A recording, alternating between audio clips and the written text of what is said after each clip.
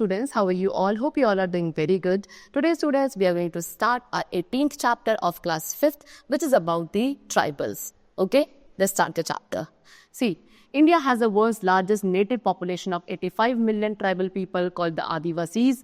These people practice forest-based community like inhabiting and sustaining wild forests as their homes and gardens. Student, India के पास world की सबसे largest native population है of about 85 million tribal people की, जिनको हम आदिवासीज कहते हैं.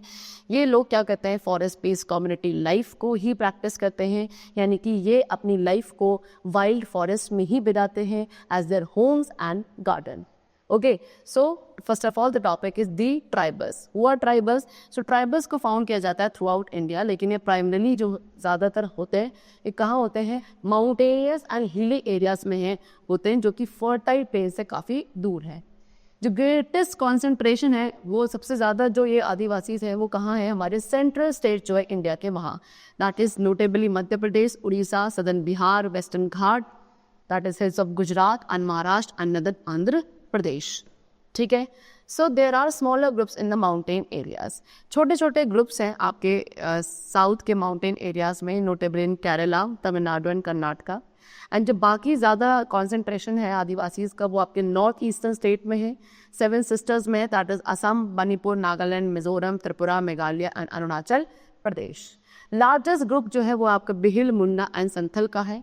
ट्राइबल पीपल एक्सपीरियंस करते हैं अपने ट्रेडिशनल वे ऑफ लाइफ में काफ़ी मेजर चेंजेस उनके आए हैं since the mid 20th century, specially as they lost their land as result of population growth, the development of towns and industrialisation. So lifestyle of tribals की lifestyle कैसी होती है? So tribals एक primitive lifestyle को follow करते हैं. ये hills and forest में रहते हैं एंड जो बाकी सब वर्ल्ड है, रेस्ट ऑफ द वर्ल्ड से काफ़ी आइसोलेटेड है.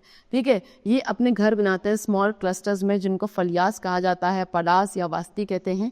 ठीक है. एक वाटर सोर्स के अराउंड ज़्यादा इनके घर जो होते हैं यूजुअली वाटर सोर्स के पास होते हैं. ये सभी आपस में हारमनी के साथ रहते हैं, एक दूसरे की हेल्प करते हैं in the times of need.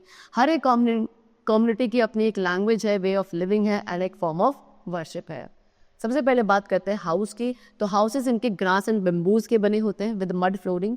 Even during severe cold, बहुत ज़्यादा ठंड में भी लोग क्या करते हैं, यहाँ पे एक बहुत पतले सा थिन ब्लैंकेट को लेकर खुद को कवर करते हैं, जिससे ये अपने बॉडी को कोल्ड से प्रोटेक्ट करते हैं.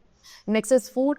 तो फूड में ये रोटी खाते हैं which is made of jowar and vegetable, ये इनका डेली डिलीशियस फूड है. राइस, दाल, सब्जी ये इनका ओकेजनल मील होता है.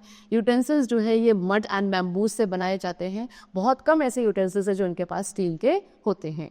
Next is cloth. So most of the children, ज़्यादातर बच्चे यहाँ पे विदाउट क्लोथ्स होते हैं एंड मोस्ट ऑफ द जो ट्राइबल्स हैं मेल एंड फीमेल ये हाफ ड्रेस्ड होते हैं.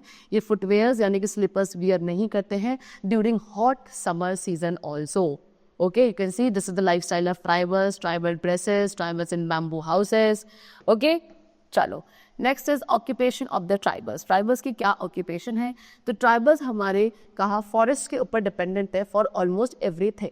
ओके, इनमें से ज़्यादातर हंटर्स एंड गैदरर्स होते हैं या सिंपल फार्मर्स होते हैं जो कि आज भी क्या बहुत ओल्ड मेथड्स को फॉलो करते हैं ऑफ कल्टीवेशन. ये हंट करते हैं, फिशिंग एंड फूड गैदर करते हैं अपने डेली नीड्स के लिए. Fish, rice, leave, root, honey and sometime कभी कभी ये बैम्बूज भी खा लेते हैं. मोस्ट ऑफ देम, ज़्यादातर इनमें से नॉन वेजिटेरियन होते हैं बिकॉज वाइल्ड एनिमल्स जो है इनको ईजिली अवेलेबल हो जाते हैं.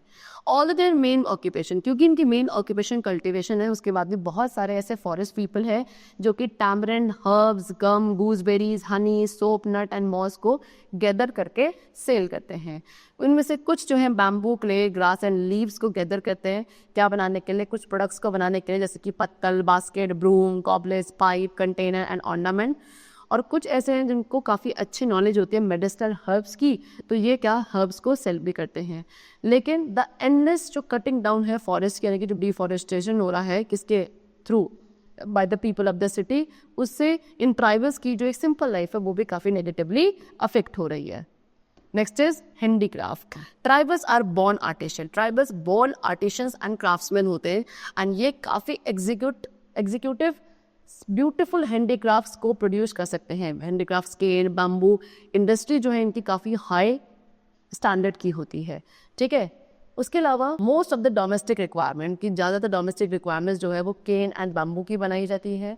different sizes, shapes की hats, various kinds of basket, cane vessel, a wide variety of cane belt, woven and plain, elaboratively woven bracelet of cane and fiber, bamboo mugs जो carving से होते हैं, variety of ornamental necklaces, ये सभी कुछ ऐसे products हैं जो कि क्या इनको specially mention किया जाना चाहिए, which is made by the tribals. ठीक है, paper making, smithy work, carpentry, pottery, ivory work and जितने भी crafts वो प्रैक्टिस करी जाती है वो इन्हीं लोगों के थ्रू ज़्यादातर प्रैक्टिस करी जाती है. मोनपास क्या बनाते हैं, पेपर बनाते हैं ट्रीज से, एंड ये जो हैंडमेड पेपर्स है इनको यूज़ किया जाता है for writing religious prayers and hymns. Okay, now the next is deforestation. So as you all know the tribals है मेनली फॉरेस्ट के ऊपर डिपेंड करते हैं अपने लाइवलीहुड के लिए, एंड इनको क्या सफ़र करना है, डिस्ट्रक्शन जो है इन फॉरेस्ट का इसके साथ इसके को सफ़र करना पड़ता है. उसके साथ साथ जो स्टेट एफर्ट्स हैं फॉरेस्ट को प्रिजर्व करने के लिए उनको भी इन्हें ही ध्यान रखना पड़ता है. Deforestation has robbed them of their land and home. Deforestation की वजह से इनको अपना लैंड एंड होम दोनों ही क्या खोना पड़ा है. ठीक है, इनको इनकी लैंड से डिस्प्लेस किया जाता है बिकॉज उस लैंड को यूज़ करते हैं डैम्स, माइंस, इंडस्ट्रीज़ बनाने के लिए. इनको फोर्स किया जाता है कि ये किसी डिफरेंट प्लेस पे जाके रहिए in search of work and food, and due to lack of education, क्योंकि ज़्यादा पढ़े लिखे होते नहीं हैं, सो ये सिटीज़ में जाके भी वर्क नहीं कर सकते. इससे ज़्यादातर इनमें से क्या एज अ बॉन्डेड लेबर ही बनकर रह जाते हैं. ठीक है, they are increasingly become migrant labour. ये ज़्यादातर क्या हो रहा है, इनकी जो नंबर है वो माइग्रेंट लेबर्स में ज़्यादा बढ़ रहा है, यानी कि एक ऐसा process which tears at the social fabric of the communities. Okay, जो इनके पॉपुलेशन की कंडीशंस हैं वो वेरी करती है quite considerably from one state to the next. National law जो है इन स्टेट्स को कंसिडरेबल पावर प्रोवाइड करता है over defining who count as a scheduled tribe and who does not. तो as a result same group जो है उसको consider किया जाता है as a scheduled tribe in one state, लेकिन नेबरिंग स्टेट में हो सकता है उसको शेड्यूल्ड ट्राइब ना कंसिडर किया जाए. ठीक है, next is what, conservation of forest. So एक हेल्दी एनवायरनमेंट के लिए कंट्री के पास at least 1/3 of its area should be under forest. So unfortunately India के पास सिर्फ 1/5 ही उसका टोटल एरिया बचा है जो कि अंडर फॉरेस्ट है, एंड एक रैपिड पॉपुलेशन ग्रोथ की वजह से बहुत सारे ऐसे फॉरेस्ट है जिनको क्लियर किया जाता है for agriculture and housing. Okay, चलो हमारी गवर्नमेंट भी बहुत सारे प्रोग्राम्स रन कर रही है हमारे फॉरेस्ट वेल्थ को इंक्रीज करने के लिए. उनमें से 2 ऐसे प्रोग्राम्स हैं, दैट इज़ वन महोत्सव एंड सोसाइटी फॉरेस्ट्री. वन महोत्सव में स्कूल चिल्ड्रन एंड जितने भी सोशल ऑर्गेनाइजेशन है ये काफ़ी एक्टिवली पार्ट लेते हैं इन प्लांटिंग ट्रीज. ओके, इसको ऑर्गेनाइज किया जाता है at the beginning of rainy season. And social forestry में विलेज पीपल जो है वो वेस्ट लैंड पे क्या करते हैं, ट्रीज को ग्रो करते हैं. Next is the architect of the Chipko movement. तो 1974 में जो विलेजर्स थे उत्तराखंड में उन्होंने एक यूनिक मेथड स्टार्ट किया था फॉरेस्ट को प्रिजर्व करने का.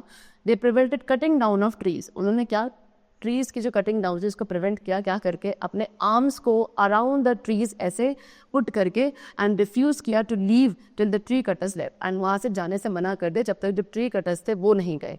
वो सभी ने क्या करा, जो ट्रीज़ के अराउंड ऐसे आर्म को रैप कर दिया कि हम पेड़ को कटने नहीं देंगे. एंड ये जो मेथड था ट्रीज़ को बचाने का, ठीक है, ये एक बहुत बड़ा मूवमेंट बनता चला गया जिसको हमने क्या कहा, चिपको मूवमेंट कहा. ठीक है, इस मूवमेंट को लेड किया गया था सुंदर लाल बहुगुणा के थ्रू, एंड जो बाकी लीडर्स थे चिपको मूवमेंट के वो थी आपकी चंदी प्रसाद भट्ट एंड गौरा देवी. ओके, चलो, so the chapter is completed. I hope you all have understood it very well. Let's meet very soon and then take care and thanks to all.